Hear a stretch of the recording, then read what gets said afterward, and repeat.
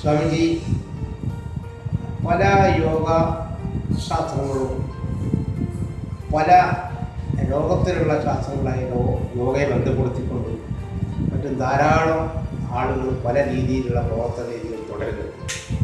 ഇവയെ ഏകീകരിച്ചുള്ള വല്ല കാര്യവും സ്വാമിജി പറയാൻ സാധ്യമാകുമോ? ഇന്നത്തെ കാലത്ത് വളരെ അർത്ഥവത്തമായ ചോദ്യമാണ് താങ്കളുടെ. കാരണം ഈ യോഗശാസ്ത്രത്തെ രോഗം മാറ്റാനും മാനസികാരോഗ്യം ഉണ്ടാക്കാനുമുള്ള പദ്ധതികളായിട്ടാണ് ഇന്ന് ലോകത്തിലുള്ള മിക്ക കേന്ദ്രങ്ങളിലും ചെയ്യുന്നത്. അത് വളരെ നല്ല കാര്യം തന്നെ. പക്ഷേ യോഗയുടെ ലക്ഷ്യം എന്താണെന്ന് അതോടുകൂടി മറന്നുപോകുന്നത്. ശാരീരിക ഒരു മനുഷ്യൻ എന്ന് പറഞ്ഞാൽ ഫിസിക്കൽ, മെൻ്റൽ, സ്പിരിച്വൽ, ഒരു മൂന്നും കൂടിയാണ് ഒരാൾ. ഫിസിക്കൽ ഫിറ്റായ ഒരാൾ മെൻ്റൽ ഫിറ്റായിരിക്കും. ഈ ഫിസിക്കൽ ഫിറ്റും മെൻ്റൽ ഫിറ്റും എന്തിനാണെന്നുള്ള അറിവാണ് യഥാർത്ഥത്തിൽ യോഗശാസ്ത്രം പ്രതിപാദിക്കുന്നത്. കാരണം പതഞ്ജലി യോഗസൂത്രം തുടങ്ങുന്നത് തന്നെ സമാധിപാദം, സാധനാപാദം, അനുഭൂതിപാദം, കൈവല്യപാദം. ആദ്യം ഒരു വ്യക്തിയെ പഠിപ്പിക്കേണ്ടത് സമാധി എന്താണെന്ന് പഠിപ്പിക്കണം. അപ്പൊ സമാധി എന്നുള്ള വാക്കിന്റെ അർത്ഥമെങ്കിലും ആദ്യം അറിയണ്ടേ. അനുഭവ തലത്തിൽ വരുന്നതിനെക്കാട്ടെ മുന്നേ സമാധി എന്ന വാക്കിന്റെ അർത്ഥം എന്താണെന്ന് ചോദിച്ചാൽ സമമായ ധി, സമമായ ബുദ്ധി എന്ന് വേണമെങ്കിൽ നമുക്ക് പറയാം. അത് ഒരർത്ഥം.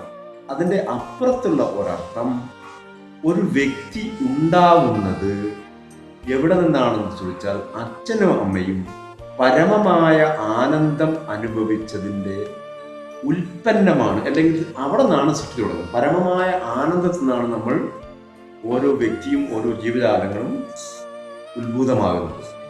ആ അവസ്ഥ തിരിച്ചുണ്ടാകുന്നതിൻ്റെ പേരാണ് സമാധി. വേറെ രീതിയിൽ പറഞ്ഞാൽ സമാധി എന്ന് പറഞ്ഞാൽ ആനന്ദം മാത്രമേ അർത്ഥമുള്ളൂ. ഈ ലോകത്തിൽ നിങ്ങൾക്ക് രണ്ട് രീതിയിൽ ബിഹേവ് ചെയ്യാം. ഒന്ന് അസ്വസ്ഥനായിട്ടും ഒന്ന് രസകരമായിട്ടും. അസ്വസ്ഥനായിട്ട് നിൽക്കുന്ന അവസ്ഥയുടെ പേരാണ് മായ എന്നും രസകരമായിട്ട് നിൽക്കുന്ന അവസ്ഥയുടെ പേരാണ് സമാധി എന്നും. അവിടുന്ന് രണ്ടിനും കാരണക്കാരൻ മനസ്സാണ്. അപ്പം ആനന്ദ അവസ്ഥ എന്ത് ചെയ്യുമ്പോഴും ഉണ്ടാവുന്ന അവസ്ഥയുടെ പേരാണ് സമാധി. സമാധി എന്നുള്ള വാക്കിന്റെ അർത്ഥം ആനന്ദം മാത്രമേ അർത്ഥമുള്ളൂ. നിങ്ങൾ ഒരു ഓഫീസിൽ ജോലി ചെയ്യുന്ന ഒരു വ്യക്തിയാണെങ്കിൽ ഈ ഫയലുകളെല്ലാം നോക്കണമല്ലോ എന്ന് വെച്ചാൽ അസ്വസ്ഥനായിട്ടും ചെയ്യാം, രസകരമായിട്ടും ചെയ്യാം. അസ്വസ്ഥനായിട്ട് ചെയ്യുമ്പോൾ നിങ്ങൾ മായയിലും, രസകരമായിട്ട് ചെയ്യുമ്പോൾ നിങ്ങൾ സമാധി. ഏത് കാര്യം ചെയ്യുമ്പോഴാണ്, വീട്ടിൽ കക്കൂസ് വൃത്തിയാക്കുന്നതായാലും അടിച്ചു വാരുന്നതായാലും ഇന്ന പ്രവൃത്തി എന്നുള്ള യാതൊരു കോൺസെപ്റ്റും ഇല്ല. ഏത് കാര്യം ചെയ്യുമ്പോഴും അവിടെ നിങ്ങൾ മനസ്സിനെ ഉപയോഗിക്കുന്ന ഒരു അവസ്ഥയുടെ പേരാണ് സമാധി. സമാധി എന്നുള്ള വാക്കിന്റെ അർത്ഥം ആനന്ദം മാത്രമേ അർത്ഥമുള്ളൂ. പക്ഷെ നമ്മൾ മനസ്സിലാക്കിയിരിക്കുന്ന സമാധി എന്നാൽ സ്വാമിമാർ മരിച്ചാൽ സമാധി എന്നും, രാജാക്കന്മാർ മരിച്ചാൽ കാലം ചെയ്തു എന്നും, പിന്നെ സാധാരണക്കാരൻ മരിച്ചാൽ ചത്തു എന്നും. ഈ ഒരു അർത്ഥം മാത്രമേ നമ്മൾക്ക് മനസ്സിലാക്കാൻ പറ്റുന്നുള്ളൂ. നമ്മൾ യോഗയുടെ കാര്യങ്ങളിലേക്കാണ് നീങ്ങിയിരുന്നത്.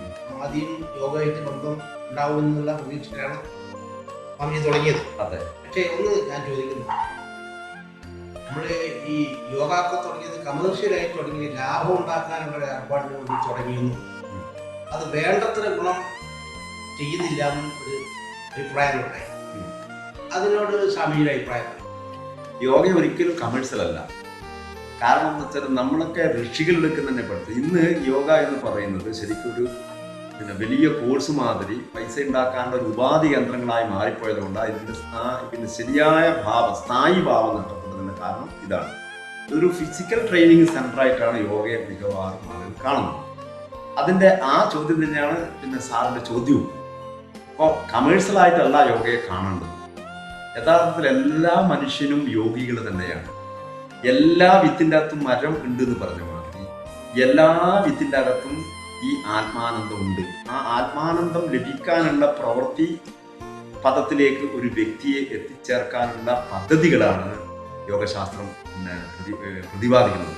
അതാണ് യമം, നിയമം, ആസനം, പ്രാണായാമം, പ്രത്യാഹാരം, ധാരണ, ധ്യാനം, സമാധി. അപ്പോൾ ഈ സമാധിയാണ് ആദ്യം പഠിപ്പിക്കേണ്ടതെന്ന് പറഞ്ഞത്. ഒരു വ്യക്തിക്ക് ആ വ്യക്തി അതുവരെ അനുഭവിച്ചതിൽ നിന്ന് വ്യത്യസ്തമായ പരമമായ ആനന്ദം ആ വ്യക്തിക്ക് സ്വയം അനുഭവിക്കാനുള്ള ഉപാധികളിൽ പിന്നെ ഒരു ആചാര്യൻ അനുഭവിച്ചിട്ടുണ്ടെങ്കിൽ ആ അനുഭവിച്ച ആൾക്ക് മാത്രമേ അത് ഉൾക്കൊള്ളാനോ പഠിപ്പിക്കാനോ പറ്റുള്ളൂ. അങ്ങനെയാണെങ്കിൽ ഒരു ചോദ്യം ഇടപെടൽ ചോദിക്കണം. ഇല്ല, ഇടപെടണം. അങ്ങനെയാണെങ്കിൽ ഈ കമേഴ്ഷ്യലായിട്ട് യോഗ വിദ്യകൾ പഠിപ്പിക്കുന്നു എന്ന് പറയുമ്പോൾ ലാഭം മോഹിച്ചുകൊണ്ടാണല്ലോ ചെയ്യുന്നത്. തീർച്ചയായിട്ടും. അപ്പൊ അങ്ങനെയല്ല, നമ്മളെ പഴയ രീതിയിലേക്ക് നമ്മളെ യോഗവിദ്യകളെ പ്രചരിപ്പിക്കാൻ പ്രവർത്തിക്കാൻ പറ്റുന്ന മറ്റ് രീതികൾ എന്തൊക്കെയോ സ്വാമിയുടെ മനസ്സിലുള്ളത്? അത് തന്നെയാണ് എൻ്റെ വിഷയവും. കാരണം വെച്ചാൽ ഈ സാധാരണ മനുഷ്യന് പിന്നെ ഈ ആത്മീയ അനുഭവം ഉണ്ടാക്കി കൊടുക്കാൻ ഈ കമേഴ്ഷ്യൽ സെന്ററിന്റെ യാതൊരു ആവശ്യമില്ല. അതായത് ഒരു 40 കൊല്ലങ്ങളായിട്ട് യോഗ പഠിപ്പിക്കുന്ന ഒരു വ്യക്തി എന്നുള്ള നിലക്ക് ഈ യോഗയുടെ ലക്ഷ്യം എന്താണ്?